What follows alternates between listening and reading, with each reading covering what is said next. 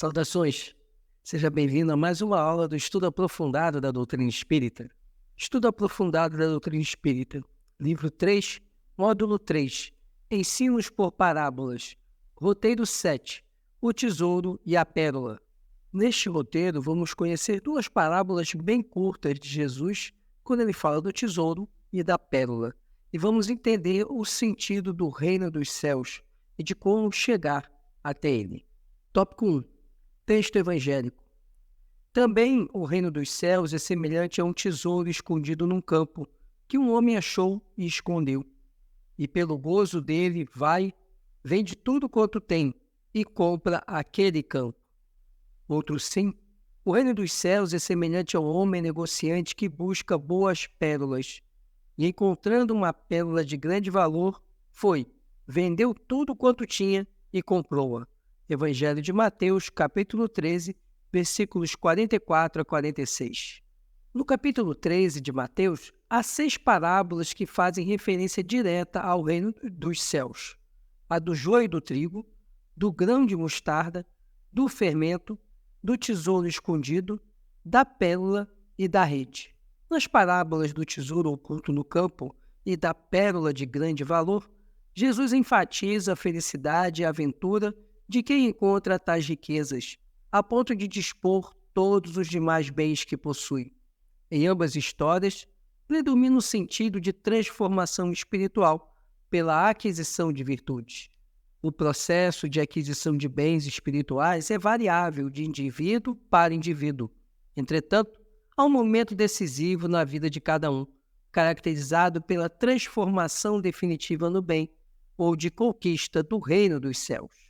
Nessas parábolas, vemos Jesus enfatizando o quanto que é importante, o quanto que é valoroso alcançar o reino dos céus, a ponto de uma pessoa da parábola trocar tudo que tem por apenas uma outra coisa, que seria o equivalente ao reino dos céus.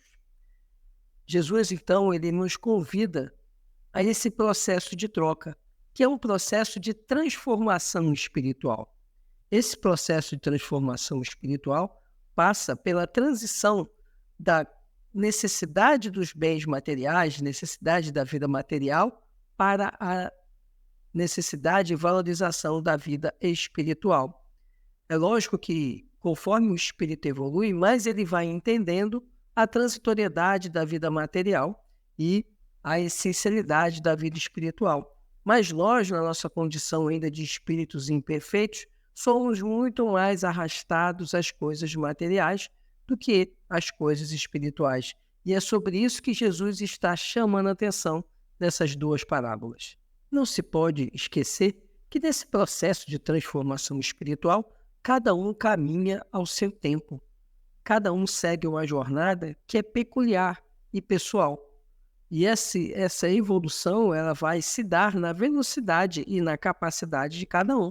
Quanto mais o espírito consegue avançar, mais rápido ele vai chegando mais próximo do reino dos céus, que é o que Jesus nos apresenta. Tópico 2. Interpretação do texto evangélico. Também o reino dos céus é semelhante a um tesouro escondido num campo que um homem achou e escondeu, e pelo gozo dele vende tudo quanto tem e compra aquele campo. Mateus capítulo 13, versículo 44. A parábola do tesouro escondido, de extraordinária beleza e simplicidade, aplica-se aos espíritos que já possuem desenvolvida a capacidade de discernimento relativa às suas reais necessidades para a edificação de uma vida feliz. A expressão reino dos céus, citada no texto evangélico, não se refere a um lugar específico, situado no plano físico ou no espiritual. De acordo com o entendimento espírita, indica o estado de alma ou plenitude espiritual. Percebemos, então, que Jesus ele compara, então, o reino dos céus a um tesouro.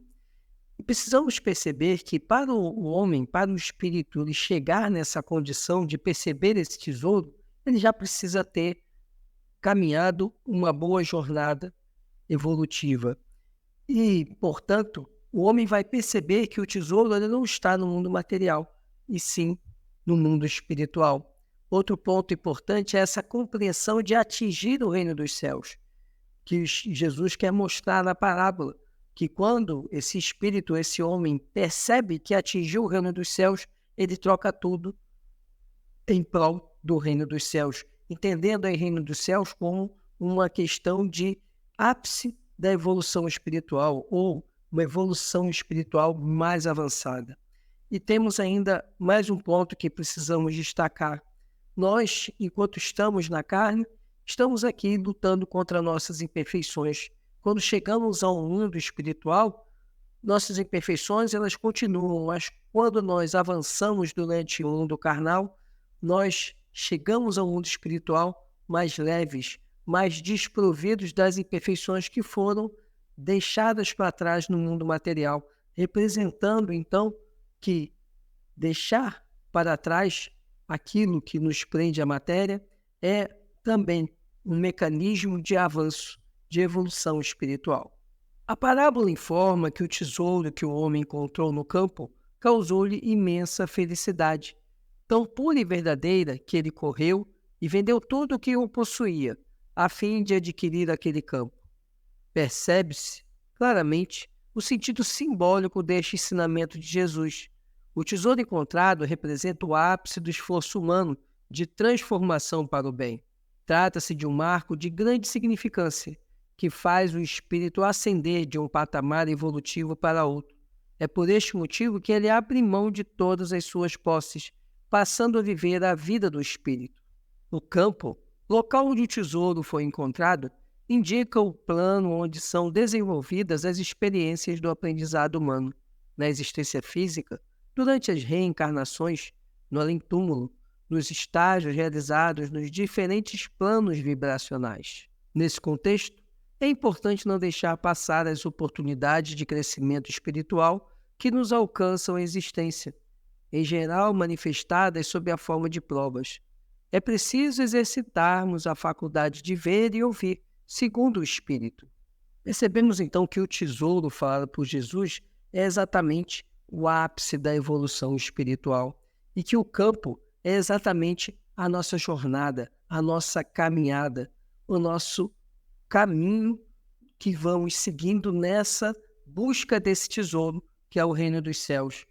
Esse campo, então, seriam os mundos, as esferas vibracionais a que nós vamos nos vinculando conforme nosso grau evolutivo, até encontrarmos, até chegarmos no campo onde estará o verdadeiro tesouro, que é exatamente o ápice da evolução espiritual, a condição de espírito puro. E tudo aquilo que ficou para trás, você imediatamente troca por aquela oportunidade de estar ali, naquele reino dos céus, no reino de Deus. Outro sim, o reino dos céus é semelhante ao homem negociante que busca boas pérolas, e encontrando uma pérola de grande valor, vendeu tudo quanto tinha e comprou-a. Evangelho de Mateus, capítulo 13, versículos 45 e 46. As pérolas verdadeiras costumam ser muito caras, em razão das dificuldades para capturá-las e pelo tempo consumido em sua produção por um certo tipo de animal marinho, molusco. As pérolas crescem no interior das conchas desses moluscos, que vivem nas águas profundas dos mares, sendo constituídas de secreções solidificadas e opacas, expelidas do corpo deste animal marinho quando ele é seriamente ferido. A beleza e o brilho da pérola só se revelam quando expostos à luz do sol. Nada mais justo, pois, Jesus comparar o reino dos céus a uma pérola de grande valor, que ao ser encontrada pelo negociante, vendeu tudo o que tinha para tê-la consigo. A semelhança da produção da pérola, o homem que alcança o reino dos céus passou por muitas provações e dores, foi ferido em diferentes oportunidades durante o seu processo de ascensão. Superados, porém, tais desafios, ele sai da concha e resplandece a sua luz espiritual à vista de todos. Somente assim, após ter passado pela forja das dores e das lágrimas, consegue revelar a beleza e o brilho do cabedal de virtudes que conquistou. Jesus agora compara o reino dos céus a uma pérola de grande valor. E ele faz uma comparação muito feliz, porque as pérolas são produzidas dentro de seres, dentro de moluscos, que ao secretar determinadas enzimas que o fazem somente quando estão ali diante de situações estressantes e de agressões, elas vão sendo formadas em seu interior e depois liberadas da concha do molusco e trazidas à luz do dia, elas mostram a grande beleza e por isso possuem grande valor. Então Jesus é muito feliz nessa comparação, porque ele mostra para nós que a nossa luz interior, ela só vai surgir depois que nós passarmos por situações que vão nos colocar à prova, muitas vezes situações de dor e sofrimento. Mas quando nós conseguimos fazer resplandecer essa luz, nada mais importará. Essa luz será aquilo que temos de maior valor. E, olhando para trás na nossa jornada, nós trocaremos tudo aquilo que vivenciamos, que sofremos, que experimentamos, os dissabores e as dores, por aquela glória de fazer resplandecer a nossa luz interior. E é isso que Jesus também quer nos sugerir com essa parábola da pérola. Se você ficou com alguma dúvida a respeito do que nós trouxemos aqui, deixe aqui nos comentários que eu vou ter o maior prazer em responder. E eu peço que você curta, comente, compartilhe, para que esse nosso estudo possa alcançar outras pessoas. Muito obrigado pela sua companhia e por sua atenção. Fique com Deus, muita paz e muita luz.